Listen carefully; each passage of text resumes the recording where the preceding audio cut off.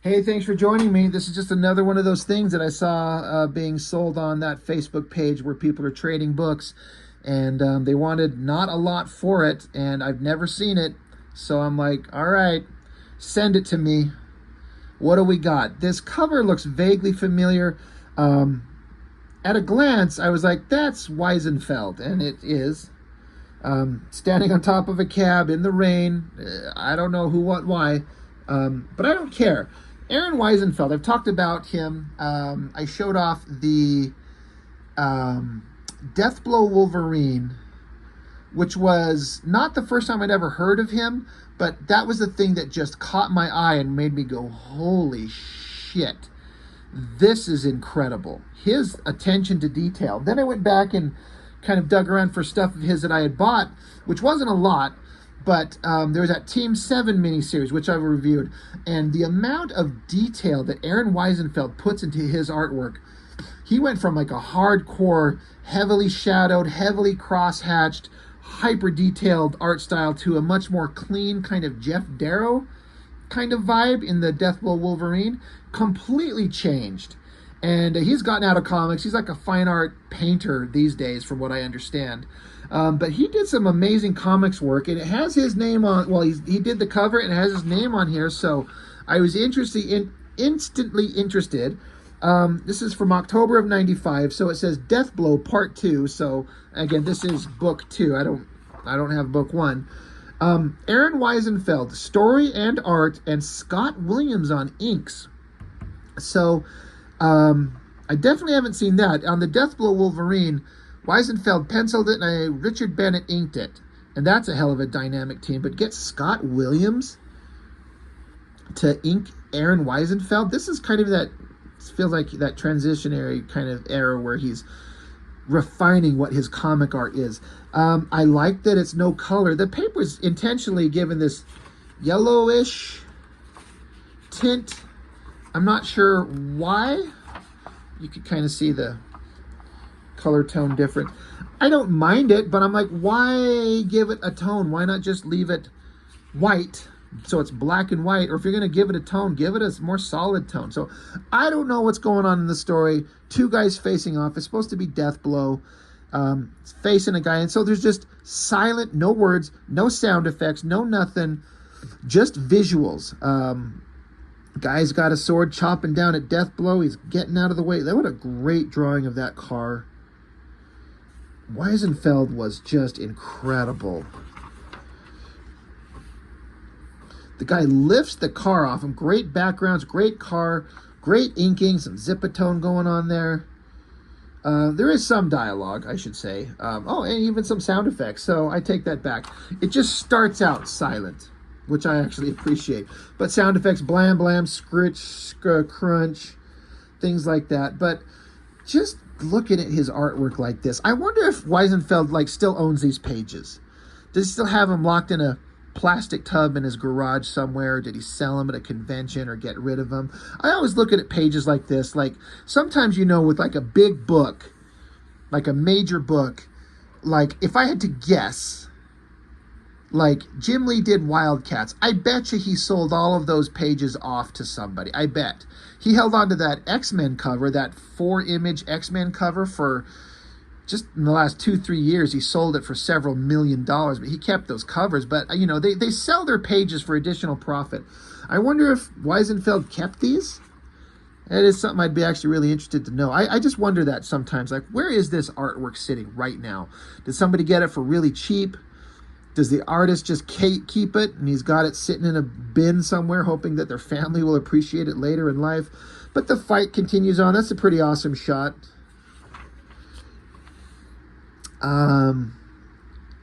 Great cars. Great details. Deathblow kicks him right in the face and picks up a giant garbage can? Or some kind of chemical. Yeah, it's hazardous waste. It dumps it on the guy's head. Oh, foul. Party foul, Deathblow. We don't throw chemical waste. He's going to turn into a Ninja Turtle or something. He starts yelling in French, sacré. I can't read French. I'm not even going to pretend to try. But then he picks up his sword and frickin' kills himself. I don't understand what's going on. If he's seeing, because he looks back and there's like Deathblow and all these cars, but then from his vantage point, Deathblow's looking like a regular soldier, and all the cops are like mounted knights in ancient times. So he picks up his sword and stabs his own gut. And then there's a strike of lightning in the sky, and Deathblow picks up his sword, and on this guy's wrist it says there's a medical alert. It says, "My name is Jeffrey Lewis."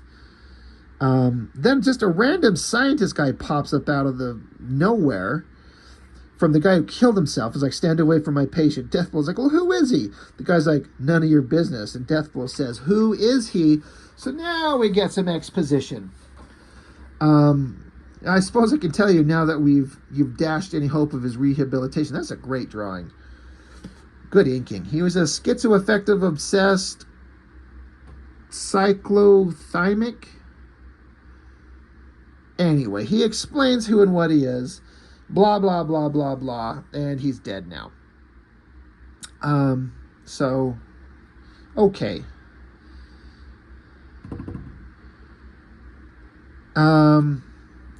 This is interesting. It says, an open letter to fans of Nick Manabat. Where is Nick, it says. That question has been on the minds of many people, especially with the announcement of a new Cybernary miniseries coming in November. Nick Manabat, as most of you know, was the first artist to breathe life into Cybernary in the pages of the first 4 issues of Deathblow. His work on Cybernary still is remembered in spite of the fact that Deathblow number 4 came out in April of '94. I think that what people remember most about Cybernary is Nick's art. His style is pretty unique. His drawings are on the dark side, heavy on the shadows, really moody. His figures seem more solid, more tangible than most artists I've seen, and I think that's why his work inspires me the most. This is written by Rich Johnson. Not only are his drawings different, they are really good. The reason you haven't seen any of Nick's work recently is that Nick has been ill. At the time I'm writing this, Nick is in the hospital recovering from a bone marrow transplant. About 10 months ago, Nick was diagnosed with lymphoma, a cancer of the lymphatic system. Ever since then, he's gone through numerous chemotherapy treatments to control the spread of the cancer, but these treatments leave Nick weak and nauseous for days. The only cure is a bone marrow transplant, a procedure that brings with it a whole new set of problems, a procedure that may or may not work. Thankfully, despite these facts, Nick went through the procedure and he seems to be doing fine at this time. Knowing Nick, I know he wouldn't want me to be writing a letter about him. He's one of the most modest guys I know, but I think a part of the recovery process is knowing that there are people out there who are concerned about you, and I think getting cards and letters from fans can help. So if you can, send your letters and cards to WILDSTORM Productions at the address below, and I'll see that Nick gets them. Hopefully, with your help and your prayers, we can lift Nick's spirits a bit and help him on his way to a speedy recovery. And unfortunately, he didn't survive much longer. He did die, and that sucks. And I've talked about it before. I've shown that Nick Manabat art book that a bunch of fans put together in the last year. It's amazing. It's beautiful. And everyone that I show it to is mad that they didn't get their hands on it. And people have been asking me if they could buy it off me. And the answer is no, you cannot. So it's really kind of a sweet thing that this Rich Johnson is saying, hey, this is what's going on. He's sick. He seems to be doing fine. Let's send him some well wishes. But unfortunately, as we know, as it turns out, Nick Manabat did not survive, and that sucks. It really sucks. Back on with Taboo by Dan Panosian on art, pencils, and inks. This is Panosian in an era when he was drawing. I didn't like his artwork in this era, but I wonder if this is after this is 95, so I wonder if he moved on from Extreme Studios and drawing Prophet. He seems to be refining his work. It's a little bit more solid, not quite so over the top silly. It's better. In this era when I did not like his artwork, this is some of the better stuff.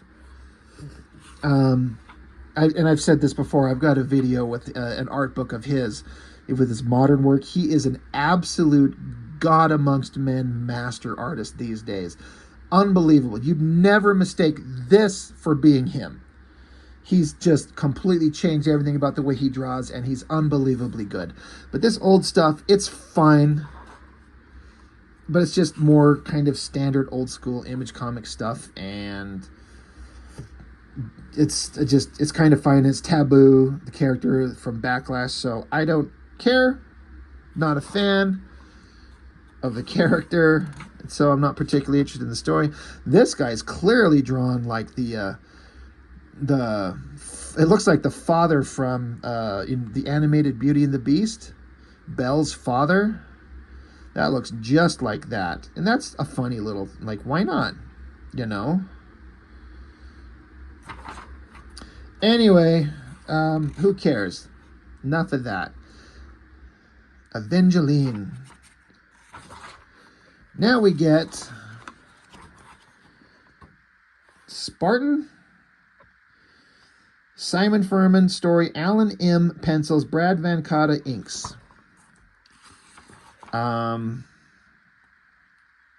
It's just kind of more of the, like, I've seen this type of stuff. It's not bad by any means, but it's not anything I'm particularly interested. Good Lord, look at J. Scott Campbell, the kid. I was watching a video on YouTube today with him talking about like a Spawn cover he drew recently. And a lot of time has passed. I mean, like 30 years, but what a kid. What a talented guy he was at the time. Yeah. A story about Spartan. Don't care. There's nothing interesting about Spartan until some other writers get their hands on him. And artistically, not blowing me away. I'm not gonna be particularly interested in whatever this character is doing in this story. Don't care, don't care, don't care. That is not a great, heavily shadowed drawing. WILDSTORM, Stormwatch, pencils, Jeff Rebner, and inks, Eric Shanower. I have never liked Rebner's art. This one's kind of okay. It's you know, it's fine. It's not bad. Not enough to make me want to pick up a book drawn by him. Coming next issue, Wiesenfeld again, black and white artwork. Hyper detailed. Man, that looks awesome. I would pick it up just for that. Grifter She, I reviewed those recently. Boring. How do you take a Jim Lee book with Grifter She and not have him draw the fucking She character until like one panel right at the end of like 15 pages of boredom? Double the action, double the adventure, double the heat. You guys failed in every way possible. And then Travis Charest got to draw some kind of fun stuff. What a wasted opportunity. So, yeah, WILDSTORM, just a book of just random shit. It's kind of fun. You know, the Aron Wiesenfeld stuff was definitely worth the price of admission. Again, I got this thing super cheap, like $1. So, getting his black and white artwork. The rest of the stuff from Panosian, it's kind of fine. The other, you know... But it's a collection of stuff from a bunch of artists doing work. I wonder if this is to help give some other artists like something to do to help get them paid. Like, here, we got to print a book to give all these artists something to do and get their, you know, get them training, get them working their skills. Because not everyone gets an ongoing series, so I don't know how it works. But, yeah, it was fun. WILDSTORM. That's that. That's all I've got on that one. Thanks for watching. See you next time.